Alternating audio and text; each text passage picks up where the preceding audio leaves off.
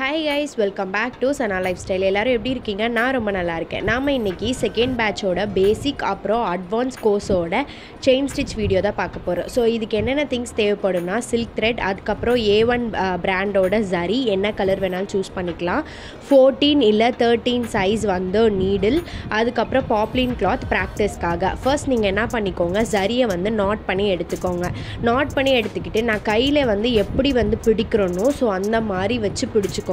First time நீங்கள் practice பண்ணுறீங்க அப்படின்னா வீடியோவை கொஞ்சம் பாஸ் பண்ணி வச்சு இதை வந்து இது பண்ணிக்கோங்க. ஓகேவா?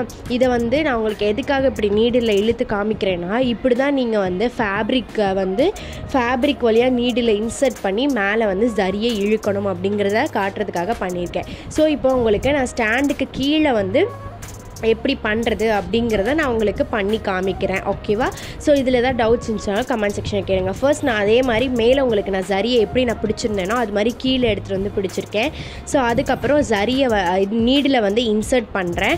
ஸோ அதுக்கப்புறம் நீடில்குள்ளே வந்து இந்த ஜரியை வந்து ப்ளேஸ் பண்ணுறேன். அந்த கொக்கி மாதிரி இருக்குல்லையே அந்த சைடு ப்ளேஸ் பண்ணி மேலே இழுக்கும் போது நாட் கிட்ட வந்ததுக்கப்புறம் உங்களுக்கு ஒரே ஒரு ஜரி த்ரெட்டாக தான் ஆகிடும். அதாவது ரெண்டாக பிடிச்சிருந்தோலே அது ஒன்றா ஆகிடுச்சு பாருங்கள்.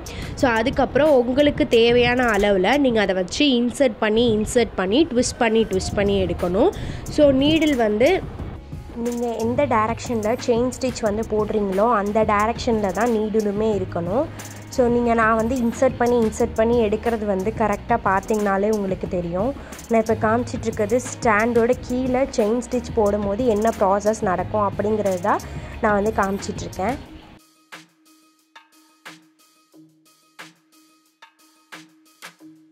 இப்போ வந்து பார்த்திங்கன்னா நான் வந்து ஸ்டாண்டுக்கு மேலே வந்து நம்ம எப்படி செயின் ஸ்டிச் போடுறோம் அப்படிங்கிறத நம்ம காமிக்கிறேன். ஸோ நார்மலாக நீங்கள் முன்னாடி போட்ட மாதிரி நாட்டை வந்து எடுத்தோன்னே லாக் ஆகிடும். நீங்கள் ஃபஸ்ட்டு டைம் ப்ராக்டிஸ் பண்ணுறீங்க அப்படிங்கும் போது செயினை வந்து சின்னதாக போடாமல் பெருசாக போட்டு கொஞ்சம் பழகுங்க. ஸோ பெருசாக போட்டு பழகினதுக்கப்புறம் நீங்கள் குட்டியாக போட பழகுங்க. அப்போ தான் கொஞ்சம் ஈஸியாக இருக்கும் உங்களுக்கு செயின் ஸ்டிச் போடுறதுக்கு. அதே மாதிரி செயின் வந்து லூஸாக இருக்காமல் டைட்டாகவே நீங்கள் போடுங்க. அந்த செயினோட அந்த லூப்பை வந்து சின்னதாக்குறதுக்கும் பெருசாக்கணும் அப்படின்னா மேலே நீடில் பிடிச்சி இழுத்துட்டே வந்தீங்க அப்படின்னா பெருசாகிடும்.